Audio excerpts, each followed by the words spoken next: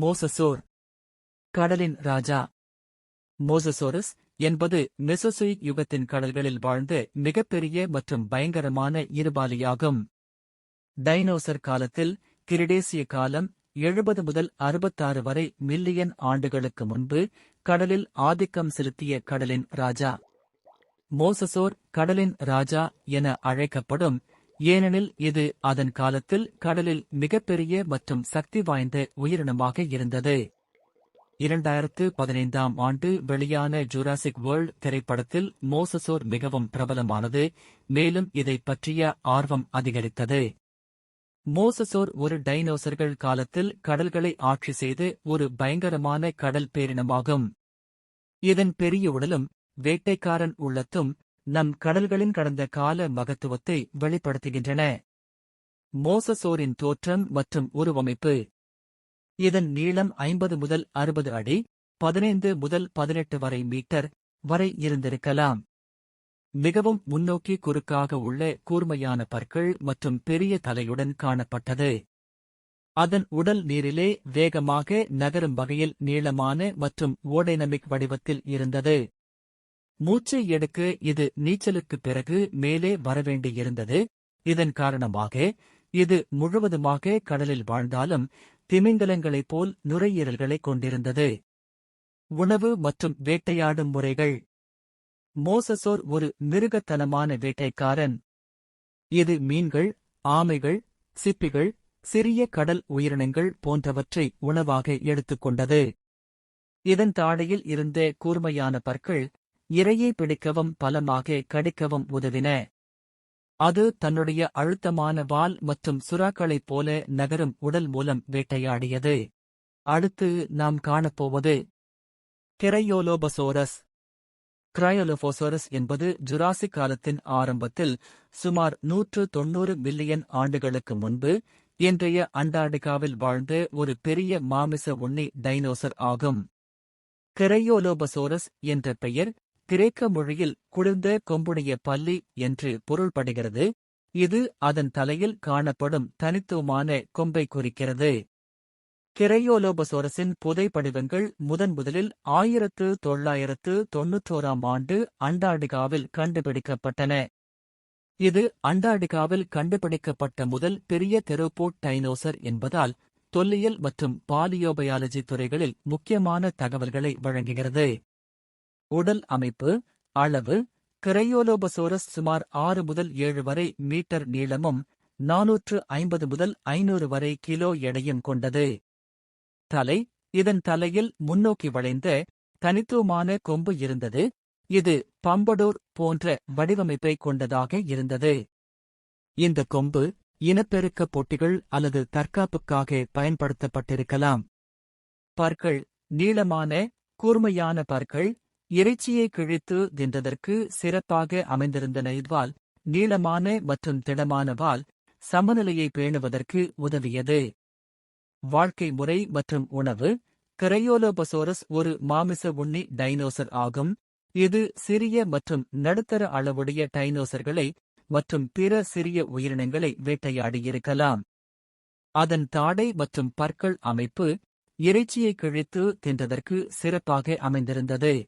அடுத்து நாம் காணப்போவது செராடோசோரஸ் என்பது ஜுராசிக் காலத்தில் சுமார் 150 மில்லியன் ஆண்டுகளுக்கு முன்பு வாழ்ந்த ஒரு பெரிய மாமிச உண்ணி டைனோசர் ஆகும். செராடோசோரஸ் என்ற பெயர் கிரேக்க மொழியில் கொம்புடைய பல்லி என்று பொருள்படுகிறது. இது அதன் தலையில் காணப்படும் தனித்துவமான கொம்பை குறிக்கிறது. செராடோசோரஸின் புதைபடிவங்கள் முதலில் 1884ஆம் ஆண்டு வட அமெரிக்காவில் கண்டுபிடிக்கப்பட்டன.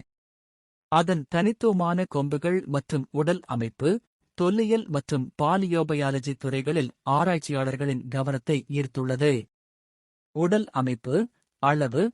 செராடோசோரஸ் சுமார் 6 முதல் 7 வரை மீட்டர் நீளமும் 1 முதல் 2 வரை டன் எடையும் கொண்டது. தலை. இதன் தலையில் மூக்கு பகுதியில் ஒரு பெரிய கொம்பும் கண்களின் மேல் 2 சிறிய கொம்புகளும் இருந்தன.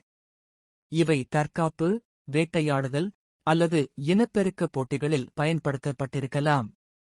பற்கள். நீளமான கூர்மையான பற்கள் இறைச்சியை கிழித்து தின்றதற்கு சிறப்பாக அமைந்திருந்தன. வால் நீளமான மற்றும் திடமான வால் சமநிலையை பேணுவதற்கு உதவியது. வாழ்க்கை முறை மற்றும் உணவு. செராடோசோரஸ் ஒரு மாமிச உண்ணி டைனோசர் ஆகும். இது சிறிய மற்றும் நடுத்தர அளவுடைய டைனோசர்கள், முதலைகள் மற்றும் மீன்களை வேட்டையாடியிருக்கலாம். அதன் தாடை மற்றும் பற்கள் அமைப்பு இறைச்சியை கிழித்து தின்றதற்கு சிறப்பாக அமைந்திருந்தது. அடுத்து நாம் காணப்போவது காம்ப்சோக்னாதஸ் என்பது ஜுராசிக் காலத்தில் சுமார் 150 மில்லியன் ஆண்டுகளுக்கு முன்பு வாழ்ந்த ஒரு சிறிய மாமிச உண்ணி டைனோசர் ஆகும். காம்ப்சோக்னாதஸ் என்ற பெயர் கிரேக்க மொழியில் நழுவிய தாடையுடையவன் என்று பொருள்படுகிறது. இது அதன் நழுவிய மற்றும் நுட்பமான தாடையை குறிக்கிறது. காம்ப்சோக்னாதஸின் புதைபடிவங்கள் முதலில் 19ஆம் நூற்றாண்டில் ஜெர்மனியில் கண்டுபிடிக்கப்பட்டன. அதன் சிறிய அளவு மற்றும் நழுவிய உடல் அமைப்பு தொல்லியல் மற்றும் பாலியோபயாலஜி துறைகளில் ஆராய்ச்சியாளர்களின் கவனத்தை ஈர்த்துள்ளது. உடல் அமைப்பு. அளவு. காம்ப்சோக்னாதஸ் சுமார் 1 மீட்டர் நீளமும் 3 கிலோ எடையும் கொண்டது. இது டைனோசர்களில் சிறிய அளவுடையதாகும். தலை.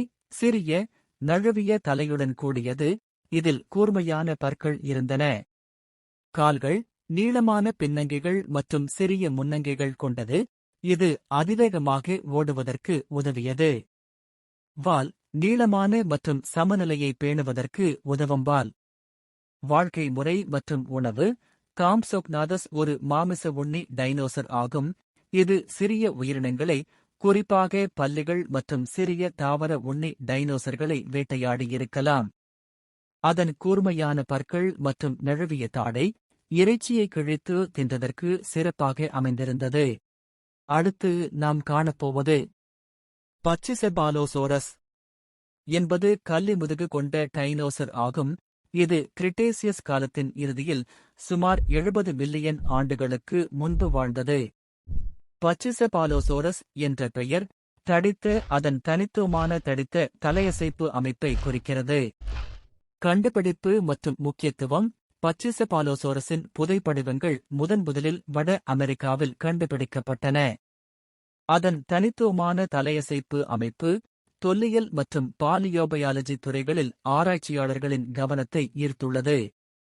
உடல் அமைப்பு. தலை. பச்சிசெபாலோசோரஸின் தலையில் சுமார் 25 சென்டிமீட்டர் தடிமனான எலும்பு குவியல் இருந்தது. இது தலையசைப்பு அல்லது தற்காப்புக்காக பயன்படுத்தப்பட்டிருக்கலாம். உடல். சுமார் 4.5 மீட்டர் நீளமும் 450 கிலோ எடையும் கொண்டது. கால்கள். இரு பின்னங்கைகளில் நின்று நடந்தது. முன்னங்கைகள் சிறியதாக இருந்தன. வாழ்க்கை முறை மற்றும் உணவு. பச்சிசெபாலோசோரஸ் தாவர உண்ணி அல்லது இது தாவரங்கள், பழங்கள் மற்றும் சிறிய உயிரினங்களை உணவாக கொண்டிருக்கலாம். தலையசைப்பு. இனப்பெருக்க போட்டிகள் அல்லது பிரதேச தகராறுகளுக்காக பயன்படுத்தப்பட்டிருக்கலாம் குறிக்கிறது. அடுத்த வீடியோவில் மேலும் ஒரு வித்தியாசமான தகவலுடன் சந்திக்கலாம். இந்த வீடியோ உங்களுக்கு பிடித்திருந்தால் லைக் செய்யவும் நமது சேனலை சப்ஸ்கிரைப் செய்யவும். நன்றி. அடுத்த காணொளியில் சந்திக்கலாம்.